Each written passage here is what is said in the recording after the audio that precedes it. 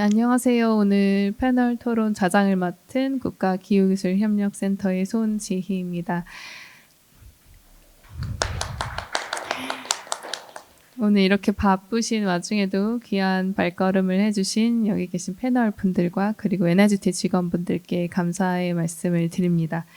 오늘 그린오베이트 정책 포럼은 기후 대응의 중심, 기후기술 인재를 정의하고 파악하다라는 주제로 진행이 되고 있습니다. 오늘 모신 분들 소개를 좀 간략히 해드리면 먼저 제 옆에 계시는 고려대 홍승관 교수님은 UC 얼바인에서 토목공학 학사와 석사를 받으시고 UCLA에서 토목공학 박사 학위를 취득하셨고요. 이후에 센트럴 플로리다대를 거쳐서 현재는 고대 건축사회환경공학부 교수와 에너지환경대학원장을 역임하고 계십니다. 큰 박수로 환영 부탁드립니다. 반갑습니다. 다음으로는 좀 전에 발제를 해주셨던 한국과학기술기획평가원의 이원홍 인재정책센터장님이신데요. 서울대 재료공학과에서 학사와 석사를 마치셨고 또 서울대 MBA와 연대 경제학 박사 학위를 취득하셨고요. 이전에는 삼성 SDI에 재직하시다가 2009년부터는 퀴스텝에서 근무하시면서 또 청와대 과학기술비서관실에서도 근무하신 경력이 있으십니다. 큰 박수로 환영 부탁드립니다. 네, 반갑습니다. 네, 마지막으로는 우리 센터의 이종열 선임연구원입니다. 이종열 박사님은 고려대 환경생태공학 학사와 박사 학위를 취득하셨고요. 2018년 12월부터 저희 연구소에 근무하시면서 현재는 저와 함께 과기정통부의 기후기술국제협력과 인재양성 정책 수립을 지원하는 업무를 담당하고 계십니다. 큰 박수 부탁드립니다. 네, 앞서서 이원홍 센터장님과 이종열 박사님의 발제를 들어보셨는데요. 저도 되게 흥미있게 재밌게 잘 들었습니다. 그래서 패널분들께 각 한두 가지씩 질문을 드릴 건데 저희 이제 토론 시작하기 바로 직전에 홍승관 교수님께서 이제 패널들끼리 좀 토론식으로 진행을 하면 어떻겠냐라고 또 의견을 주셨어서 또 제가 질문을 하면서 또 자연스럽게 다른 분들께 질문을 하고 또 논의를 할 수 있는 좀 뜻깊은 시간이 되면 좋겠습니다. 우선 고대 홍승관 교수님께 질문을 좀 드리면 아까 이종열 박사님께서 말씀하셨던 과기부 기후기술 인재양성 시범 사업을 운영을 하셨었는데 운영 시 또 운영했던 관계자분들과 학생들의 주된 평가가 어떤 점이 좀 특이한 점이 있었는지, 예를 들면 좀 어떤 부분을 가장 좋아했고 또 아쉬웠던 점이 또 뭐라고 했었는지 좀 말씀을 주시면 저희가 추후에 이런 인재양성 사업을 기획할 때 도움이 많이 될 것 같습니다. 네, 사실 오늘 세미나에서 제가 이 토론할 내용을 질문을 먼저 받았어요. 그런데 이 에너지 환경 기후 기술 인재 양성 사업 이 사업을 총괄하시는 분은 저희 에너지환경대학원의 이혜석 교수님이십니다. 이혜석 교수님이 지금 해외 출장을 가셔서 사실은 열심히 이렇게 뭐 저보고 이런 얘기를 해라 하고 적어 주셨어요. 그런데 저는 이 사업에 참여를 했었고요. 그리고 또 이 사업을 주관했던 그 에너지환경대학원의 원장으로서 전체적인 큰 그림을 좀 봤습니다. 그리고 또한 타 과제와 한번 비교할 수 있어서 제가 또 환경부의 그 탄소중립 특성화 대학원 사업의 사업 책임자로 또 그 사업을 또 저희 에너지환경대학원이 같이 진행하고 있습니다. 그래서 제가 오늘 그 센터장이셨던 이혜석 교수님의 의견과 그다음에 제가 개인적으로 그 타 부처 환경부의 뭐 기후기술과 관련이 있죠. 탄소중립 특성화 대학원 인재양성 사업을 직접 하면서 뭔가 이렇게 비교하면서 느꼈던 그런 점들을 좀 말씀드리고자 합니다.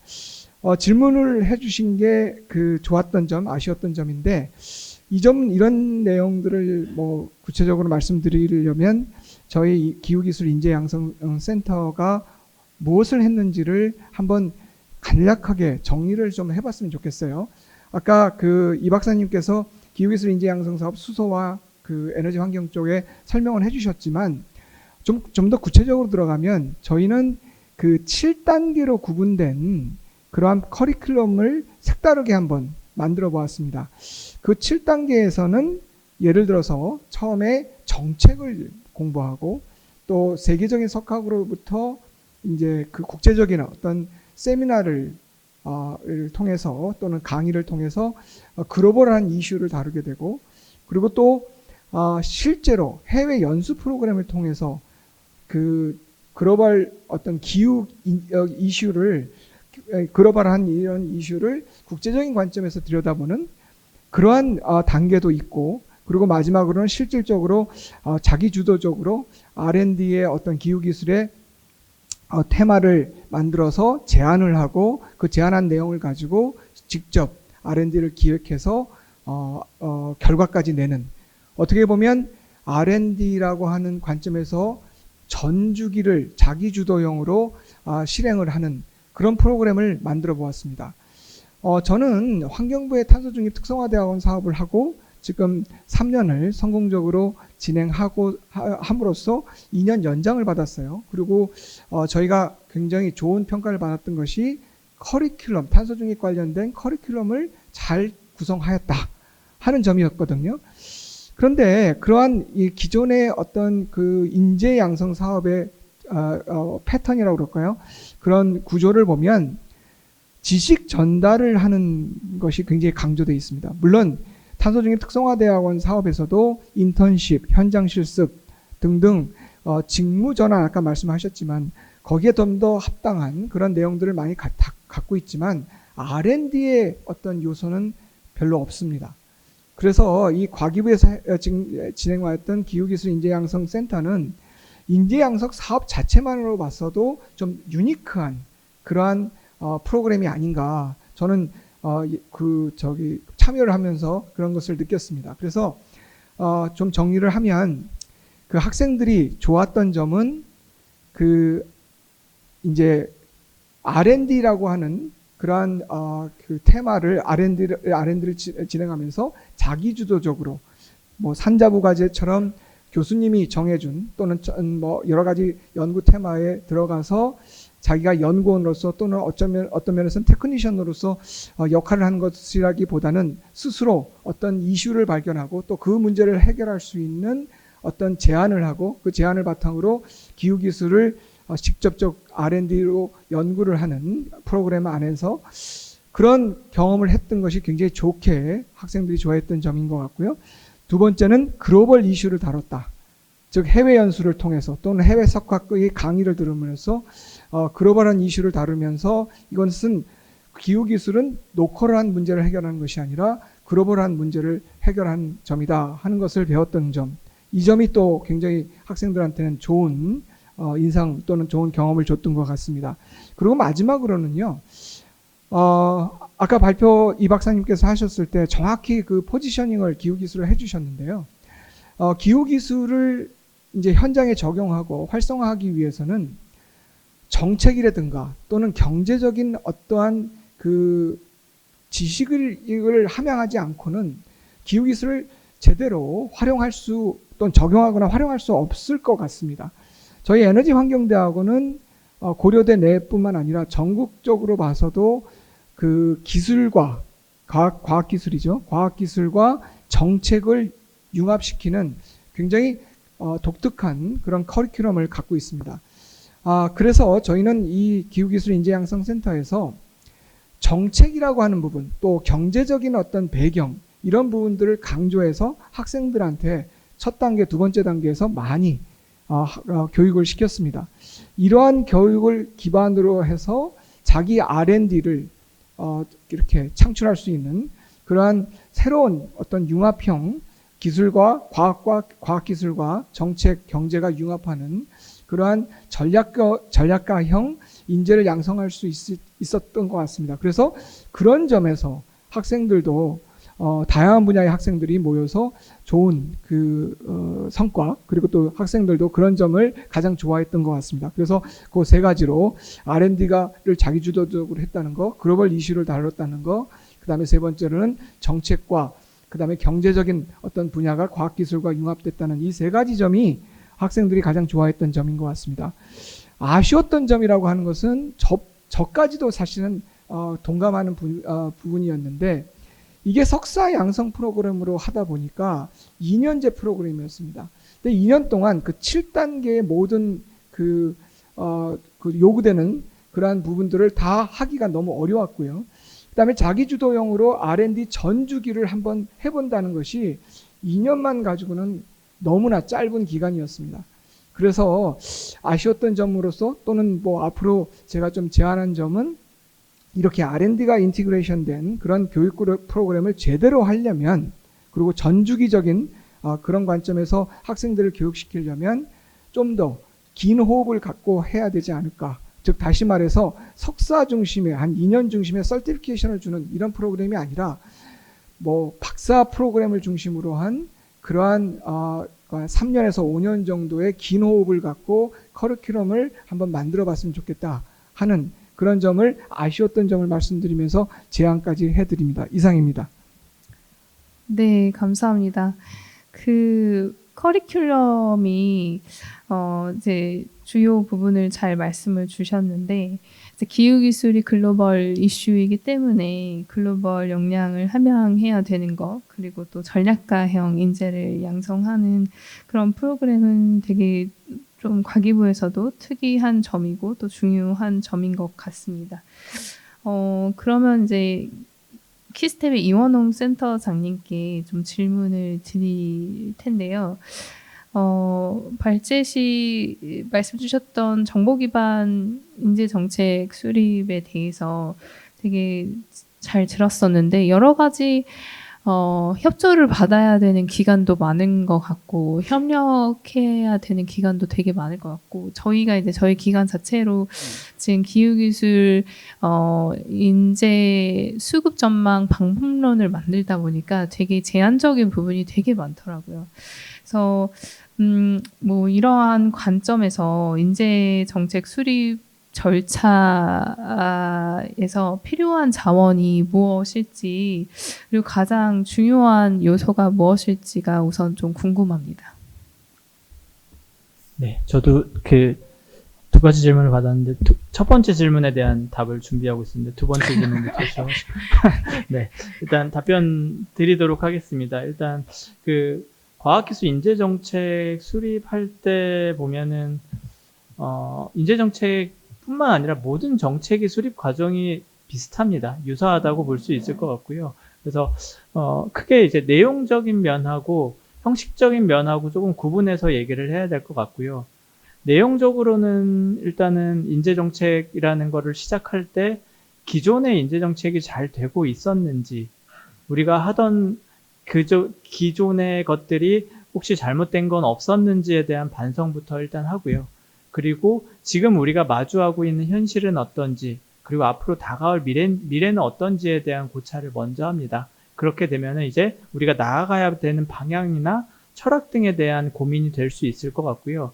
그 방향과 철학들을 이제 실질적으로 담으려고 하면 정책적인 툴이 필요하거든요. 그게 이제 저희 입장에서는 이제 정책 과제라고 하는 거고, 그게 사업을 운영하는 입장에서는 사업이 되는 겁니다. 아마 그래서 지금 이제 교수님이나 아니면 NICT 쪽에서 하고 계신 그런 인력 양성 사업들도 그런 고민들을 통해서 이제 기획이 된 거라고 볼 수 있을 것 같고요. 그렇게 인재 정책은 이제 수립이 되고 있다라는 거를 내용적으로 말씀을 드릴 수 있을 것 같고, 실은 상세하게 말씀드리면 훨씬 더 상세하기 때문에 그거는 지금 말씀은 못 드릴 것 같습니다. 그리고 형식적으로 보면은 모든 정책 수립 절차가 그렇듯이 어쨌든 현장 의견 수렴을 하고, 그 다음에 포럼이나 간담회 등을 열어서 현장 의견 수렴을 한 다음에 그 현황에 대한 자료 조사나 정책에 대한 조사, 특히나 해외 정책에 대한 동향들을 저희가 분석을 하게 되죠. 그래서 그렇게 해서 초안이 완성이 되면은 그 초안을 가지고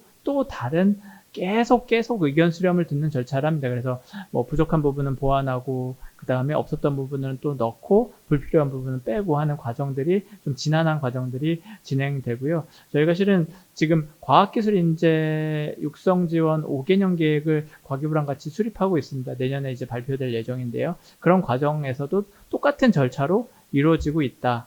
라고 일단 말씀을 드릴 수 있을 것 같습니다. 근데 일단은 요까지는 정책 수립 과정에서 다 아시겠지만은 동일한 과정이라고 할 수 있는데, 그럼 우리가 인재 정책에서 뭐가 조금 특별할 것인가를 보면은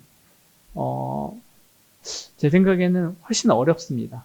왜냐면 사람이라는 게 들어가기 때문에 예측도 안 되고, 그 다음에 호흡이 길다라는 게 되게 큰 차별화된 점일 것 같아요. R&D도 실은 시차가 있고요. R&D도 호흡이 되게 길게 해야 된다라는 말은 하는데, 교육은 백년지대계라는 말이 있듯이 정말로 호흡이 더 깁니다. R&D보다. 그래서 인재 정책을 하려면은 솔직히 말하면 제가 10년 됐거든요. 2016년부터 지금 25년까지 10년간 인재 정책을 하고 있는데, 이제 조금 뭔가 알겠다라는 생각이 들고 있어요. 근데 아마 NIGT 쪽에서는 어떻게 그런 조직들이 돌아가는지는 모르겠지만은 저희 기관 같은 경우에는 계속 조직에 대한 이동, 사람에 대한 이동이 빈번하게 이루어지는데, 인재 정책만큼은 최소 5년 이상을 하도록 사람들을 배치를 하고 유지를 하는 것 같아요. 그래서 다른 어떤 요인들은 어쨌든 그 사람들이, 정책을 담당하는 사람들이 컨트롤을 하면 되지만은 조직이나 그 담당 업무에 대한 거는 기관 차원의 배려가 있어야 될 것 같고, 그런 차원에서 가장 중요한 것은 그 사람이 그 해당 업무를 계속적으로 할 수 있게 하는 거, 그리고 그 관련해서 전문가로 클 수 있게 하는 환경이 인재 정책에서는 제일 중요하지 않을까라고 생각이 듭니다. 네, 감사합니다.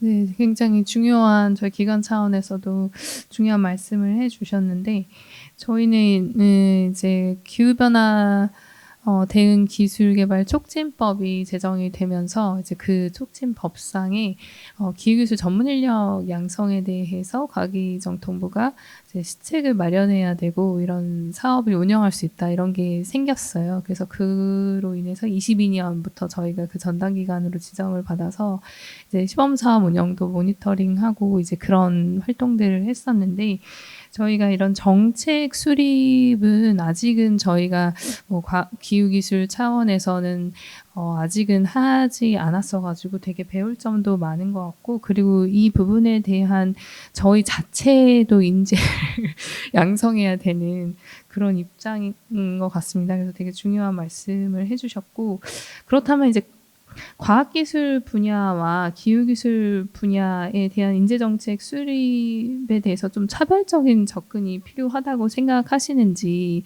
이제 뭐 공통점도 있을 테고 차별점도 있을 것 같은데 그건 어떻게 생각을 하시는지 궁금합니다. 네, 이 부분 아까 제가 발제할 때 좀 말씀을 드렸던 것을 짧게 말씀드리도록 하겠습니다. 말씀을 안 드린 부분 중심으로 말씀을 드리면은, 현재 인재 정책의 패러다임이 많이 바뀌고 있습니다. 그래서 과거에는 총량 중심으로 접근을 했고, 이공계 인력을 양성을 많이 하면 된다라는 차원에서의 접근이었던 것 같아요. 이제 그때는 저희가 베이비 부머 세대들이 이제 사회에 진출하고 공급이 충분한 시대였죠. 사람들이 많이 배출되던 시대, 그리고 그 사람들이 배출되던 속도가 크게 증가하던 시대였고, 산업도 그와 함께 성장이 됐습니다. 그래서 산업계의 수요가 그때는 어땠냐면은 그 무렵에 이제 졸업하신 분들은 알겠지만은 졸업만 하고 와, 그러면 우리가 받아줄게 라는 게 그때 산업계 수요였어요. 제가 재료공학을 전공을 이제 석사까지 했지만은 제 실험실에 있던 박사과정 선배는 바이오를 전공했는데 삼성전자로 들어갔거든요. 그래서 지금 생각하면 말도 안 되는 미스매치라고 생각을 했지만, 그때 삼성전자는 박사를 땄으면은 들어와, 우리가 와서 어차피 재교육 시켜야 돼 라는 입장이었다라는 거죠. 근데 이제 가장 큰 변화는 인재 공급보다도 성장 잠재력이 매우 둔화가 되고 있다는 게 가장 큰 수요 관점에서 변화라고 저는 생각이 듭니다. 그러다 보니까 산업계에서도 우리가 무작정 사람들을 뽑아서 쓸 게가 아니라 세부적으로 어떤 사람들이 필요하고 그 사람들을 쓸 거라고 산업 시효가 매우 구체화된 게 한 최근 10년간의 현상인 것 같습니다. 그래서 들여다보면은 사람이 없다는 얘기들이 많이 있는데요. 그게 사람이 없다는 얘기가 아니라 우리가 필요한 사람이 없다는 얘기입니다. 되게 아이러니하게 학령 인구 감소하고 있잖아요. 우리가 이공계 위기다, 이공계 사람 준다라고 얘기하고 있는데 그 통계 보셨는지 몰라도 졸업자 수를 보면은 학사, 석사, 박사 다 졸업자 수가 이공계는 늘고 있어요. 인문사회계가 감소하고 있는 겁니다. 그러니까 이공계는 박사 수도 계속 늘고 있어요. 앞으로 5년간은 더 늘 것 같고요.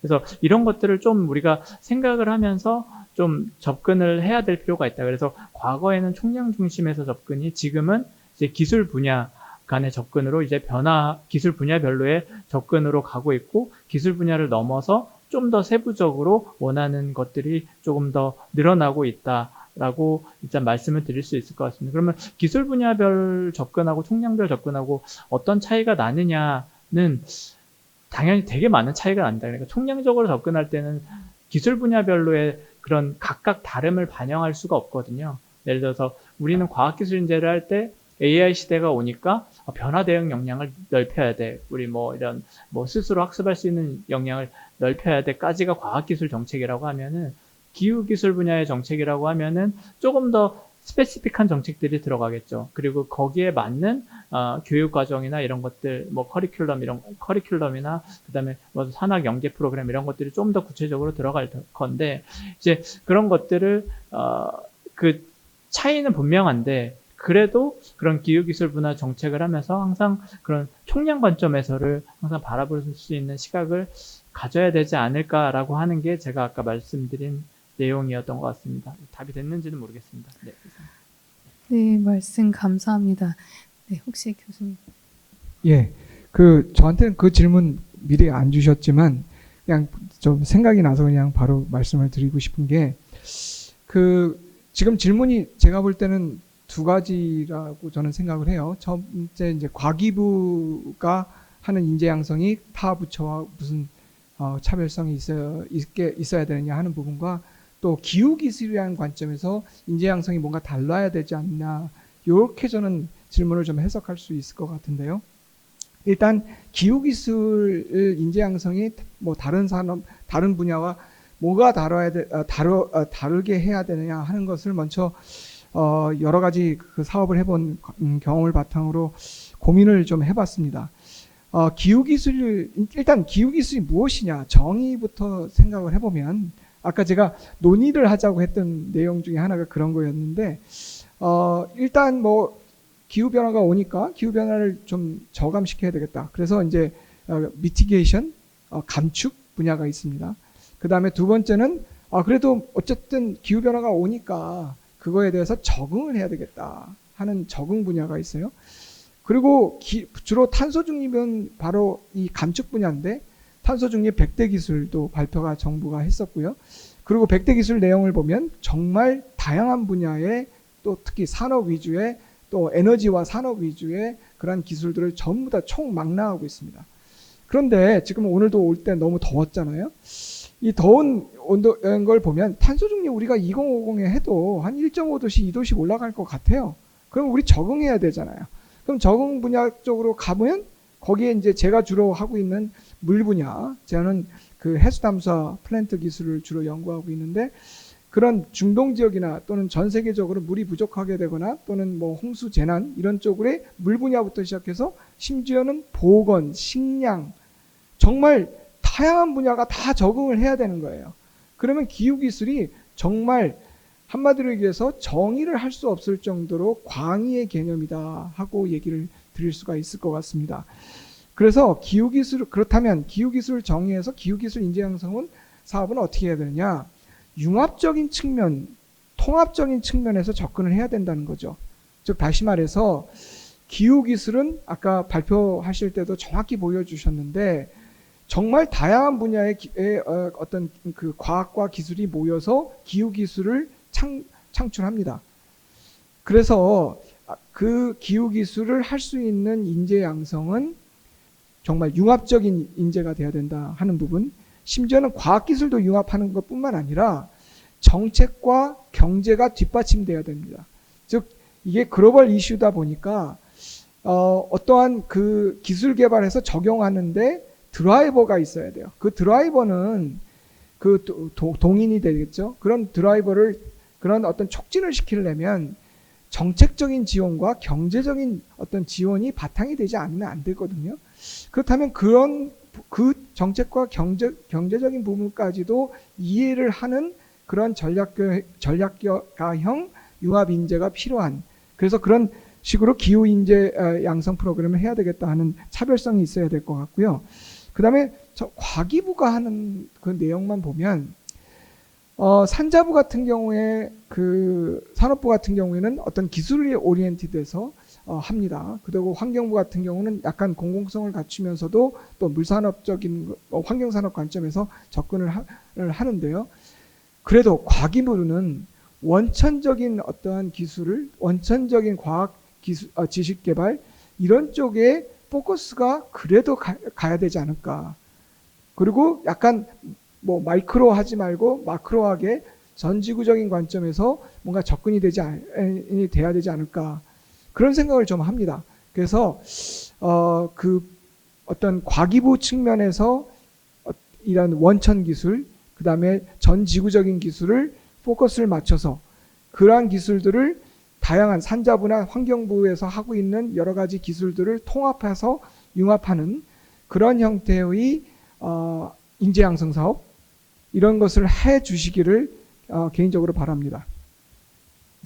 네, 교수님 말씀 감사합니다. 이제 기후기술 인재 양성과 과기부 인재 양성에 대해서 어떻게 차별성을 가져야 될지에 대해서 좋은 말씀을 해주셨는데요.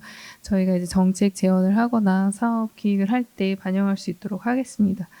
그리고 이종열 박사님께서도 이제 고민하고 계시는 여러 얘기를 많이 해주셨고 방법론 수립에 대해서 말씀을 해주셨는데 저도 이제 같이 하면서 정말 많은 애로사항이 있는 걸 잘 알고 있습니다. 그 중에서 이제 가장 애로사항이 뭐고 필요한 점이 무엇인지 말씀을 해주시고 또 이런 인재 양성에서 저희가 이제 그런 법상에서 기후기술법상에서 전담 기관으로 지정이 돼서 업무들을 하고 있는데 우리 기관이 이 영역에서 어떤 부분에 기여할 수 있고 앞으로 어떤 노력을 해야 된다고 생각하는지 답변 부탁드립니다.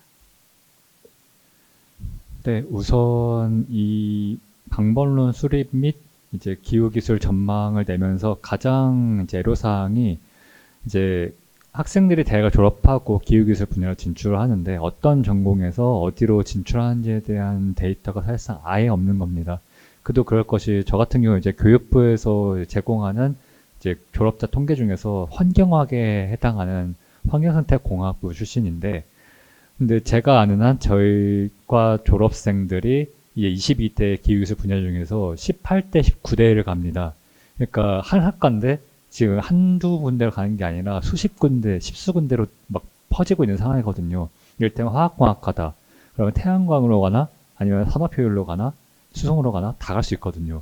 그래서 어느 정도는 이제 학과별로 기후기술 분야별 진출률 이런 것들이 좀 사실 필요합니다. 그래야지 이제 기후기술 수급 전망 중에서 공급이 어느 정도 이제 정량화가 되는 거거든요. 사실 그게 없으면 수급 전망이라고 보기는 굉장히 어렵고 이론적으로는 진행이 불가능합니다. 그래서 이런 자료가 사실 있으면 좋겠다는 생각이 드는데 일단 제한적인 예산과 자원 하에서는 현재로서는 좀 언감생심인 것 같습니다.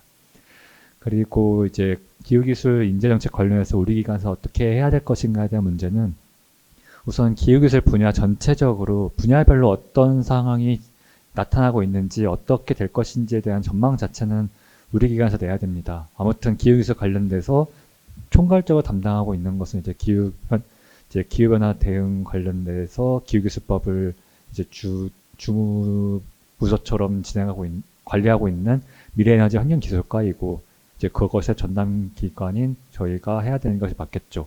그리고 이 전담 센터에서 전망을 내고 그래서 이 전망치 내에서 상세하게 좀 더 들어가서 어떤 기후기술 인재를 양성할 것인가에 대해서 방향을 제시하고 연구재단이나 전문가분들과 사업을 기획하는 업무가 저희의 주된 업무가 되겠습니다. 그리고 저희 기관 좀 특이한 거, 기후기술 분야 중에서 가장 그 커버리지가 넓은 기관이라고 좀 자부합니다. 왜냐하면은 특정한 전공을 가지고 들어온 사람들인데 한 분야만 시키는 경우를 제가 본 적이 한 번도 없어요.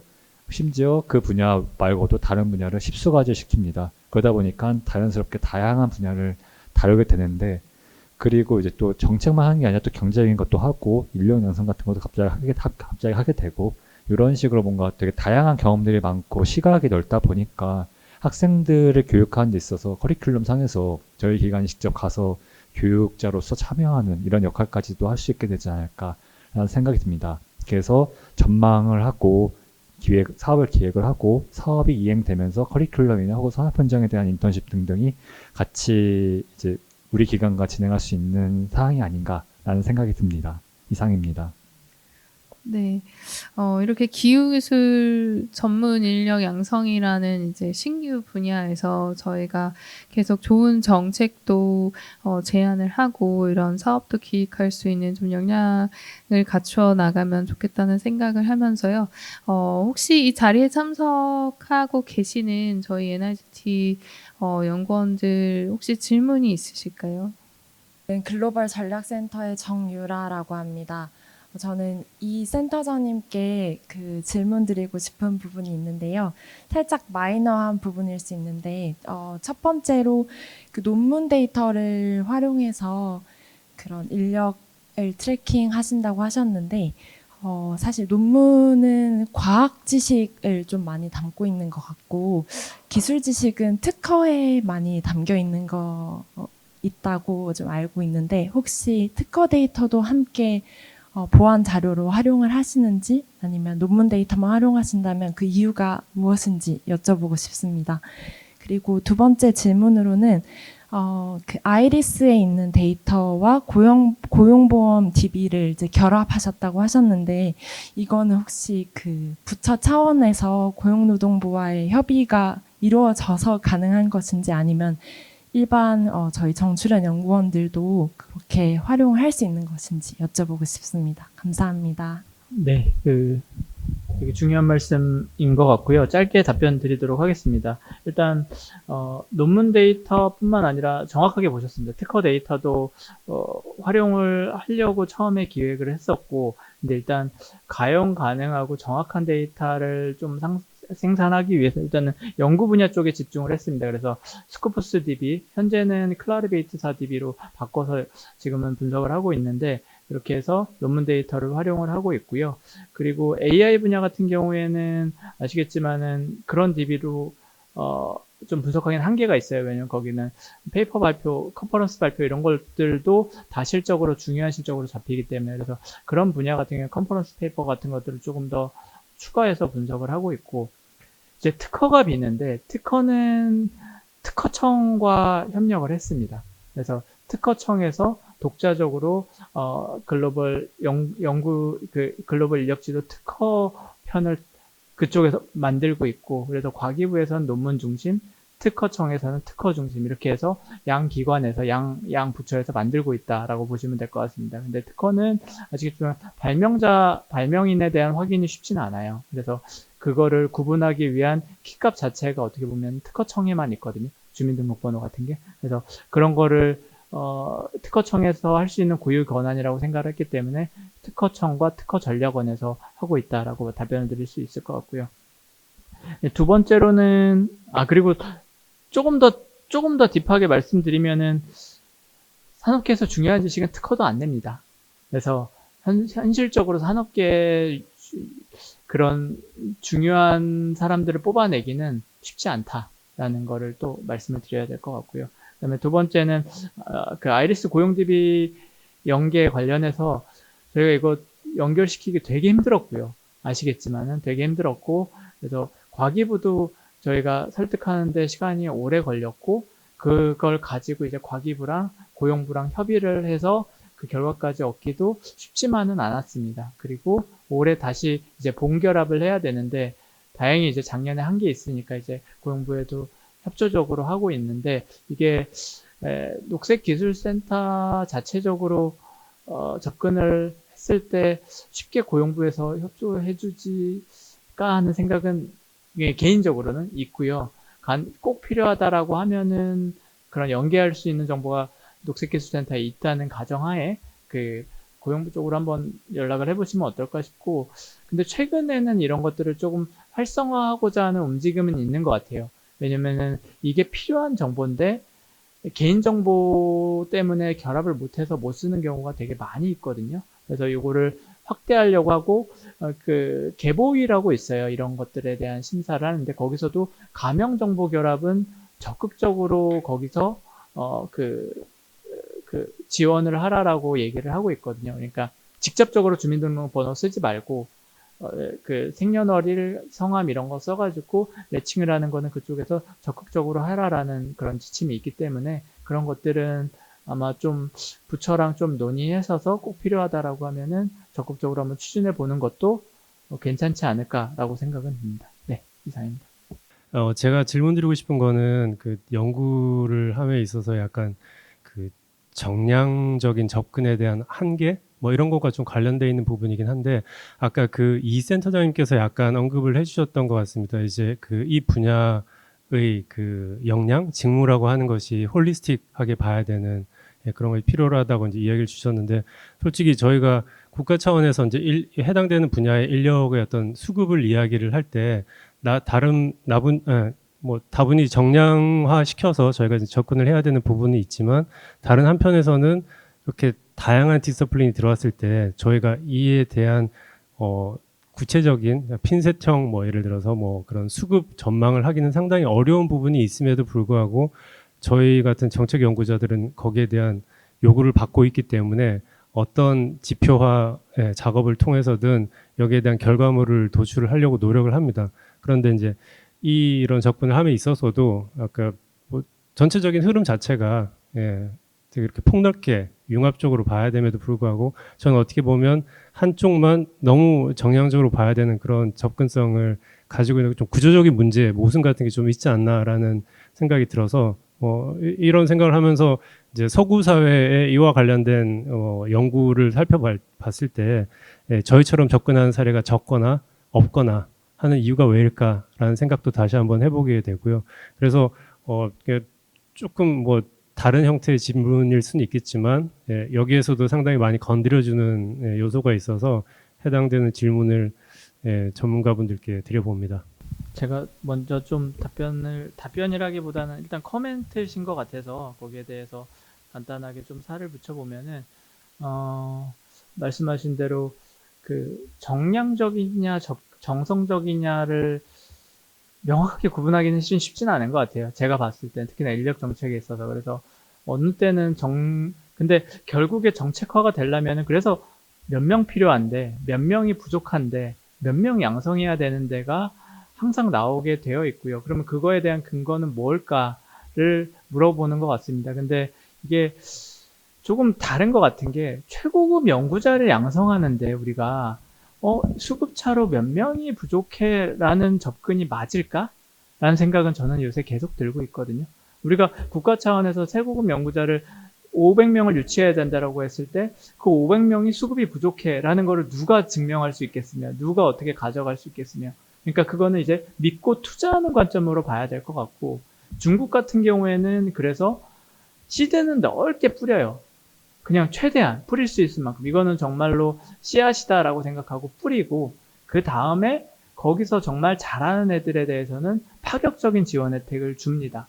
이제 돈이 많으니까 그렇게 할 수 있을지는 몰라도 그래서 이 과학기술 인력, 연구 인력들을 우리가 정의하고 할 때 수급의 논리로만 가는 게 맞을까라는 생각은 계속 있고요. 근데 그럼에도 불구하고 산업에서는 각각에서는 수급차의 논리가 필요하죠. 왜냐면은 해당 산업에서 사람이 필요하다라고 하면은 그런 분야에 대한 인력 양성을 해야 되니까. 근데 그럴 때는 제가 아까 잠깐 쓰고 디테일하게 심도 있게 말씀은 안 드렸는데 그 수치보다는 방향을 좀 봤으면 좋겠어요. 그러니까 이 사람이 뭐 예를 들어서 저희가 뭐 분야별로 따지면 기후기술 분야가 얼마나 큰지는 모르겠지만 거기에 사람이 10년간 뭐 10,000명이 필요하다라고 했을 때 그 10,000명의 수치에 집착해서 그 10,000명을 양성하고자 하기보다는 이 분야에 사람이 부족한 건 맞아. 그러니까 어떻게든 양성은 해야 돼라고 해서 좀 뿌리고, 그 다음에 그 이후의 것들은 조금 시장에서 어느 정도는 그 정도 10,000명의 인력 정도는 해결이 가능하다고 보거든요. 그래서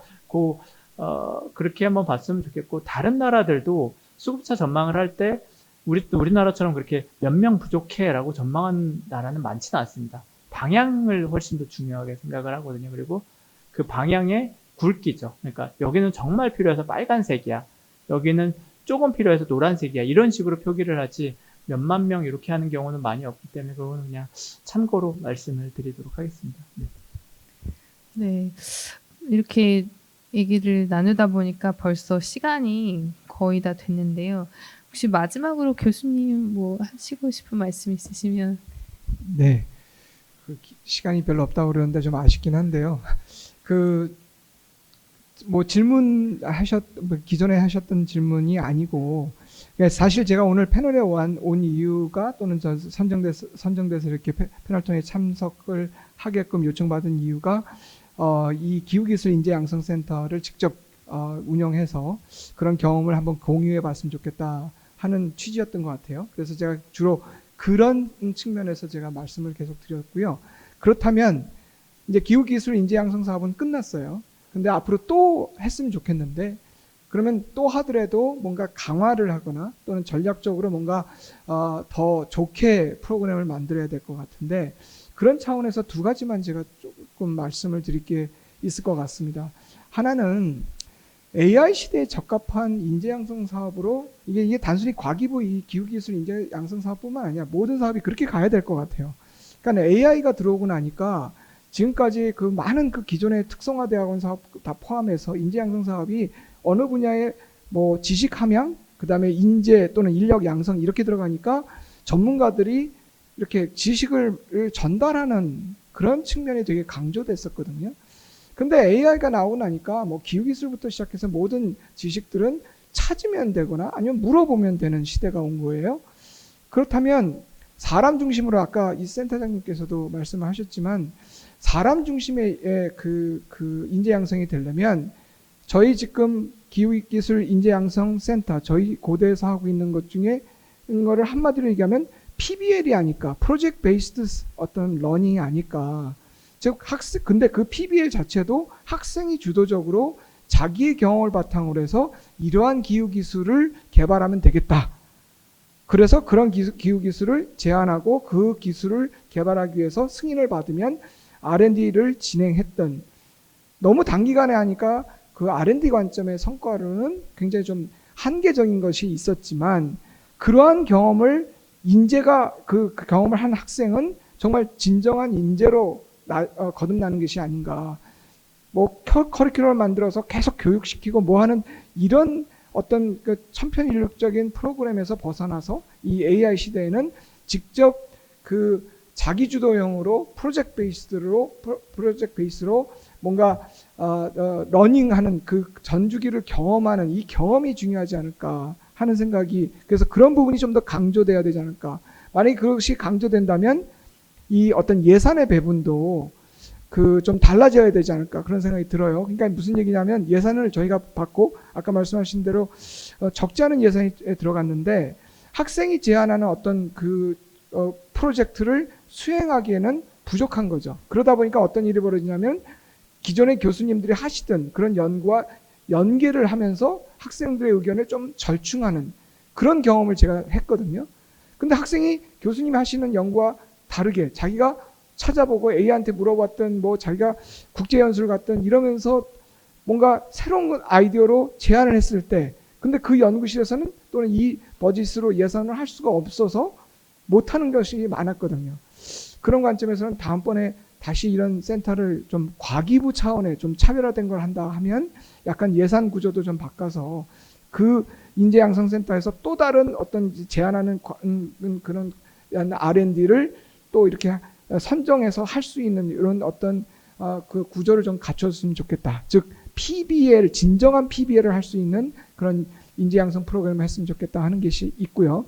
두 번째는 그렇게 해서 나온 학생들이 마음껏 자기의 어떤 창조적인 역량을 발휘할 수 있는 것은 기존의 시스템이 아닌 것 같아요.